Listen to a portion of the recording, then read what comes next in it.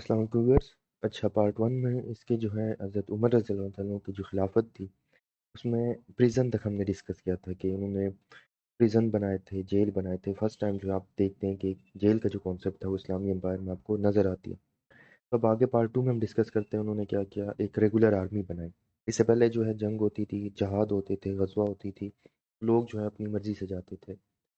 لیکن یہ ہوا کہ حضرت عمر رضی اللہ تعالیٰ نے کیا کیا، ایک باقاعدہ آرمی بنائی، ریگولر آرمی بنائی، جس کو 3 مہینے کی چھٹیاں ملتی تھیں، ان کو پینشن ملتی تھی، تنخواہ ملتی تھی، اور ان کے الگ کنٹونمنٹس بنائے، بورڈز بنائے۔ ریسیونگ ایکشن جو آرمی کا سیٹ اپ آپ کو نظر آتا ہے وہ ساری جو ہے حضرت عمر رضی اللہ تعالیٰ کے دور میں انہوں نے بنائی۔ انہوں نے آرمی کو جو ہے سپریٹ کیا لوگوں سے، اور ایک ٹرینڈ فوج بنائی کہ جنگ کے ٹائم جو ہے ان میں مہارت ہو اور وہ لڑ سکیں۔ تو آرمی کا جو کانسیپٹ تھا، اسلامی آرمی جو آپ کو نظر آتی ہے، وہ حضرت عمر رضی اللہ تعالیٰ کے دور میں نظر آتی ہے۔ پھر اس کے بعد انہوں نے کیا کیا کہ ہجری کیلنڈر بنائی۔ 622 میں جب ہجرت ہوتی ہے تو وہ جو ہے پہلی ہجری ہوتی ہے۔ نبی کریم صلی اللہ علیہ وسلم کی ہجرت کو، اسلام کے جو ادوار ہیں اس کو یاد رکھنے کے لیے انہوں نے ہجری کیلنڈر کی بنیاد رکھی جو آج تک چلتی ہے۔ یہ جو ہجری کیلنڈر تھا یہ بھی حضرت عمر رضی اللہ عنہ کے دور میں بنی۔ اس کے بعد ہم دیکھتے ہیں کہ مصر میں، ایجپٹ میں قحط سالی پڑتی ہے، اور ریاست جو ہے اسلامی ریاست جو لوگوں کو کھانا مہیا نہیں کر پاتی، تو اس ٹائم جو ہے چوریاں بڑھ جاتی ہیں۔ جب چوریاں بڑھ جاتی ہیں تو چوری کی سزا جو ہے حد کی سزاؤں میں آتی ہے، جس میں حد کی جو سزائیں ہوتی ہیں، جس میں معافی نہیں ہوتی، جس میں آپ کہہ سکتے ہیں کہ اس میں ڈکیتی ہوتی ہے، چوری ہوتی ہے، زنا ہوتی ہے، بلاسفیمی ہوتی ہے، ساری چیزیں ہوتی ہیں۔ تو وہ جو ہے جب ریاست جو ہے لوگوں کو کھانا نہیں دے پا رہی، لوگ مر رہے ہوتے ہیں، تو بھوک کی وجہ سے وہ چوریاں کرتے ہیں، تو حضرت عمر رضی اللہ عنہ اس دور میں جو ہے حد کی جو ہاتھ کاٹنے کی سزا ہوتی ہے اس کو ختم کر دیتے ہیں۔ تو یہاں سے آپ کو ایک چیز نظر آتی ہے کہ پہلی ریاست کی ذمہ داری ہوتی ہے کہ وہ اپنی جو ذمہ داری ہے اس کو پورا کرے۔ اگر ریاست پورا نہیں کر سکتی اور لوگ مجبور ہو کے چوریاں کرتے ہیں یا کوئی بھی جرم جرائم مطلب ان سے پیش آ جاتا ہے یا کچھ بھی کرتے ہیں، تو اس کے اوپر سزا نہیں لگتی۔ تو پہلے ریاست اپنی ذمہ داری پوری کرے اور اس کے بعد جو ہے پھر سزائیں دے۔ تو یہاں سے ہمیں نظر آتا ہے کہ حضرت عمر رضی اللہ عنہ کے دور میں جب قحط سالی پڑ جاتی ہے، جو اسلامی ریاست ہے وہ اپنی ذمہ داری ادا نہیں کر پاتی، تو وہ کیا کرتی ہے، حد جو ہاتھ کاٹنے کی سزائیں ہوتی ہیں اس کو معطل کر دیتی ہیں فور دا ٹائم بینگ۔ پھر اس کے بعد جو ہے یروشلم جو ہے، بیت المقدس جو پہلے تھا، یا مسجد اقصی جہاں پہ تھا، اس کو جو ہے فتح کیا جاتا ہے۔ تو وہ بہت پیسفل طریقے سے فتح کی جاتی ہے اس کو۔ حضرت عمر رضی اللہ عنہ وہاں جاتے ہیں، جو آپ نے واقعہ سنا ہے کہ وہ اپنے اونٹ پہ سوار ہے، ان کے غلام کی باری آتی ہے، پھر وہ سوار ہوتے ہیں، اور حضرت عمر رضی اللہ عنہ جو ہے اونٹ کا جو ان کی رسی جو ہوتی ہے اس کو لے کے چل رہے ہوتے ہیں۔ تو جب یروشلم کو فتح کرتے ہیں تو وہاں پہ نماز کا ٹائم ہوتا ہے، ایک چرچ ہوتا ہے، اس کی سیڑھیوں کے اوپر یہ نماز پڑھتے ہیں۔ تو وہاں سے دیکھ کے سارے حیران ہو جاتے ہیں کہ ایک چرچ پہ وہ نماز پڑھ رہے ہیں۔ تو وہ کہتے ہیں کہ جتنی جو مذاہب کی عمارتیں ہیں وہ ساری مقدس ہیں۔ وہ لکھ کے دیتے ہیں کہ آج کے بعد یہ نہ ہو کہ مسلمان اس چرچ پہ قبضہ کریں، کہ مسلمانوں کی ملکیت ہے کیونکہ خلیفہ نے نماز پڑھی ہے۔ تو مائنورٹیز جو ہوتی ہیں آپ نے ان کا خیال رکھنا ہے۔ اور یروشلم جب اس طرح فتح ہوتا ہے تو لوگ بڑے خوش ہوتے ہیں، مطلب کوئی خون نہیں بہتا، کچھ نہیں ہوتا، بالکل پرامن طریقے سے۔ اور ان سب کو جو وہاں کے جو عیسائی ہوتے ہیں ان کو مذہبی آزادی دی جاتی ہے۔ یروشلم جو ہے فتح ہوتی ہے وہ بھی حضرت عمر رضی اللہ تعالیٰ کے دور میں ہوتی ہے۔ پھر ہمیں نظر آتا ہے بیت المال جو ہے، جو پبلک ٹریجری، اس کو لوگوں کا جو ہے مطلب جو خزانہ ہوتا ہے، قومی خزانہ، وہ قومی خزانہ ہوتا ہے، نہ کہ خلیفہ کا یا کسی کا ہوتا ہے۔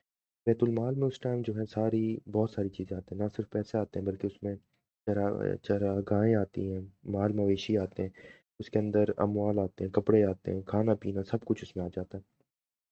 تو بیت المال جو ہے اس کو خلیفہ جو حضرت عمر رضی اللہ تعالیٰ بھی، اس سے پہلے بھی جو خلیفہ تھے وہ لوگوں کی فلاح و بہبود کے لیے یوز کرتے رہے۔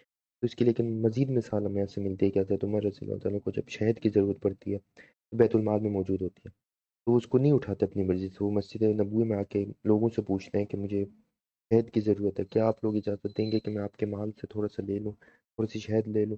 تو جب لوگ اجازت دیتے ہیں تب جا کے اس کو استعمال کرتے ہیں۔ تو یہاں سے نظر آتی ہے کہ بیت المال کے جو پراپرٹیز ہوتی ہیں، خلیفہ بھی اس چیز کو سمجھتے ہیں کہ ان کی ذاتی نہیں ہوتی بلکہ لوگوں کی، اور لوگوں کی رائے جو ہے لے کے اس کے بعد ہی آپ اس کو استعمال کر سکتے ہیں۔ تو یہاں سے آپ کو سمجھ آتی ہے کہ جو پبلک ٹریجری ہوتی ہے اس کو کس طرح یوز کیا جاتا ہے اور اس کی ذمہ داری کیا تھی۔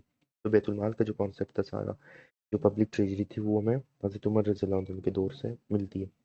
پھر ہم دیکھتے ہیں اس کے بعد کی جو جاسوسی کا نظام ہے، اسپائنیج سسٹم، وہ بھی ہمیں حضرت عمر رضی اللہ عنہ کے دور میں نظر آتی ہے۔ وہ کیا کرتے ہیں، مارکیٹ کے اندر جو ہے جاسوس چھوڑتے ہیں، جو یہ چیز دیکھتے ہیں کوئی بندہ جو ہے کاروبار میں، تجارت میں بددیانتی تو نہیں کر رہا، مال صحیح طریقے سے بیچ رہا ہے، جو سرکاری عہدیدار ہیں وہ اپنے فرائض انجام دے رہے ہیں یا نہیں دے رہے، کوئی کسی کے اوپر ظلم تو نہیں کر رہا۔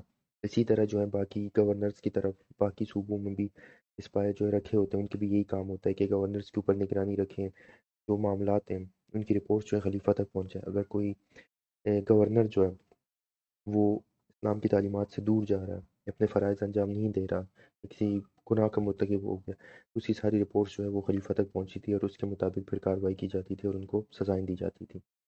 फिर इसी तरह हमें नज़र आता है कि शूरा का जो निज़ाम था उसको हज़रत उमर रज़ियल्लाहु अन्हु ने बहुत ज़्यादा तक़वीत बख्शी। उसमें हमें नज़र आते हैं 3 तरह के शूरा उन्होंने बनाए। एक वो थी जो बहुत ख़ास थी, इसमें वो सहाबा थे जो शुरू में थे और जंग ग़ज़वा बदर में शामिल थे। उसके बाद फिर बहुत वाले सहाबा थे और इस तरह करते-करते जो लोग जितनी देर से इस्लाम में आए, वो उतनी शूरा के अंदर उतनी उनकी जो अहमियत थी वो समझी कम होती रही और जो शुरू के सहाबी थे, उनकी अहमियत बहुत ज़्यादा थी। तो जो कुछ मशवरा होता था, वो सहाबाओं से करके ही। तो यहाँ से हमें एक चीज़ नज़र आती है, जो शुरू में लोग एतराज़ कर रहे थे कि हज़रत उमर रज़ियल्लाहु अन्हु जो है शायद सख्त होंगे। तो हमें नज़र आता है कि उन्होंने जितनी खलीफा बनने के बाद जितने अहकामात जारी किए, जो कुछ किए, वो लोगों के मशवरे से किए। तो इस हिसाब से हमें नज़र आया कि हज़रत अबू बकर रज़ियल्लाहु अन्हु का जो डिसीजन था, वो बिल्कुल ठीक था। तो फिर हमें नज़र आता है कि उनको अबू लुलु फ़िरोज़ जो एक पर्शियन स्लेव होता है, वो उनको खंजर मारते हैं फ़जर की नमाज़ के टाइम, जिसकी वजह से वो ज़ख्मी हो जाते हैं और फिर शहीद हो जाते हैं। लेकिन शहादत से पहले जो है वो एक जो कौंसल होती है 6 बंदों की, उनको अपॉइंट करते हैं और उनको बुलाते हैं कि आप मेरी 3 दिन के अंदर जो है नेक्स्ट खलीफा जो है उसको इलेक्ट करें। हज़रत अली रज़ी अल्लाह तआला अन्हु, हज़रत उस्मान रज़ी अल्लाह तआला अन्हु, हज़रत तलहा, हज़रत ज़ुबैर रज़ी अल्लाह तआला अन्हु, हज़रत साद बिन अबी वक़ास, इस तरह की 6 की जो कम्युनिटी होती है, वो शामिल होती है। तो वो जो है मतलब हज़रत उस्मान रज़ी अल्लाह तआला को नेक्स्ट कैलिफ जो है इलेक्ट कर लेते हैं। तो इससे जो है ये मसला भी हल हो जाता है कि इनके बाद कौन सा खलीफा कौन रहेगा, कौन नहीं, तो मसला भी हल हो जाता है। और जो अबू लुलु फ़िरोज़ है, वो भी पकड़ा जाता है। वो खुदकुशी खंजर से मार देता है ताकि उसको कोई सज़ा ना दी जाए। तो फिर इससे जो है आप देखते हैं कि हज़रत उमर रज़ियल्लाहु अन्हु का दौर जो है 10 साल का दौरानिया जो था, उन्होंने जो इस्लामी रियासत थी इसकी बुनियाद नबी करीम सल्लल्लाहु अलैहि वसल्लम ने रखी और हज़रत अबू बकर रज़ियल्लाहु अन्हु ने उसको बचाया। हज़रत उमर रज़ियल्लाहु अन्हु उसको बहुत ज़्यादा मज़बूत किया, बहुत ज़्यादा फैला है। तो इस हिसाब से आप देख सकते हैं कि हज़रत उमर रज़ियल्लाहु अन्हु की जो चीज़ें जिसके ज़रिए वो बनाई गई, वो उनकी एडमिनिस्ट्रेटिव पॉलिसीज़ थी। तो ये लेक्चर भी आपको समझ आ गया होगा, क्लियर हो गया। कोई क्वेश्चन हो, कोई सजेशन हो, कमेंट्स में ज़रूर बताइएगा। Thank you. अल्लाह हाफ़िज़।